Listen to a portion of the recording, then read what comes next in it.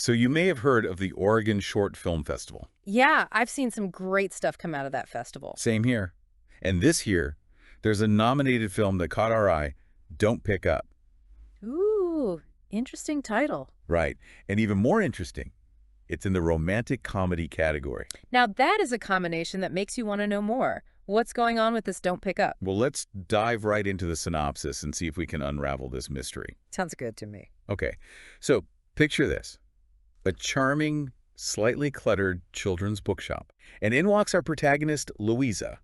Now, Louisa is having a bit of a tough day, let's just say. Oh no, what kind of day are we talking about? Well, the synopsis doesn't get into specifics, but it's enough of a day that she seeks refuge in this bookstore. A bookstore can be a great escape. Exactly. And it's there that she bumps into Chris. Bumps into, literally or figuratively. Maybe a bit of both. Chris is the store manager, kind of a sweet, unassuming guy. A bit lonely, maybe. Ah, I see where this might be going. Right, and he sees Louisa, and well, he tries to strike up a conversation. A little bit of awkward flirting, you know. Classic bookstore meet cute, but something tells me there's a twist. You got it. This is where the don't pick up part might come into play, because the synopsis hints that Louisa might actually be shoplifting. Oh wow, that changes things a bit. Right. So we have this potential romantic spark, but also this underlying tension of possible wrongdoing. That definitely adds a layer of complexity to the whole thing. Not your typical rom-com setup. And speaking of not typical, the writer, Susanna Nolan, actually touches on this in her statement about the film. Oh, interesting. What does she have to say? Well, she specifically says she wanted to explore the complexities of middle-aged romance. I like that. It's not something you often see portrayed on screen. Exactly.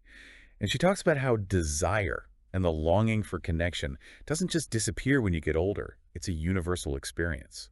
Very true.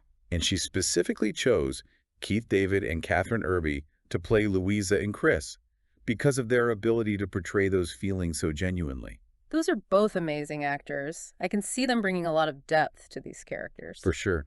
So we have this really interesting contrast, this potentially cute meet cute, but with the weight of these adult emotions and this potential crime hanging over it. It makes you think about the risks people are willing to take, both in terms of opening themselves up to love and, well, maybe breaking the law. Totally.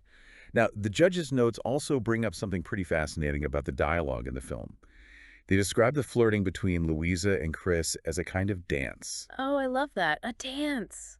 Makes you wonder if there's some literal dancing going on in this children's bookstore. Right. I mean, we've got a bookshelves. Maybe they're kind of weaving around each other, mirroring those tentative steps they're taking emotionally. I love that visual.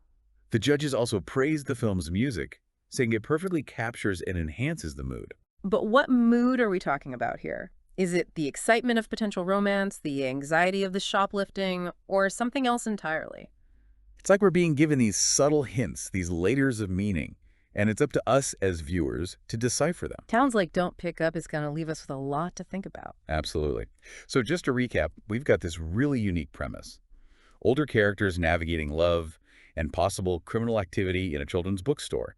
And the writer's focus on capturing those raw, authentic emotions is what really seems to make this film stand out. It definitely sounds like it breaks the mold of your typical rom-com. Big time. And as you watch it, keep this question in mind. What does Don't Pick Up really refer to? Oh, I like that.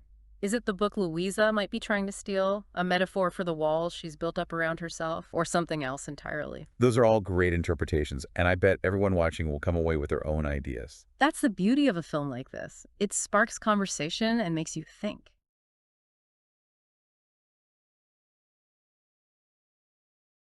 Are you submitting your creative work to film festivals? There are small details that could potentially be the difference between getting selected or rejected on the film festival circuit. Hi, this is Michael Fair, and I've been a film festival director for more than 15 years. I've reviewed thousands of submissions. Would you like me to show you how to present your work in a way that every film festival director loves to see? You wouldn't believe how many submissions have incomplete information that negatively affects your chances of getting selected. Avoid common, costly mistakes that other filmmakers and screenwriters are making every day. Before you spend another dollar on submission fees, you should purchase the Film Festival Submitter's Handbook, now available on Amazon in paperback, ebook, and Kindle formats. Click on the link in the description of this video and order a couple of books today. one for yourself and another for a friend who is ready to start their film festival submissions journey. Thank you.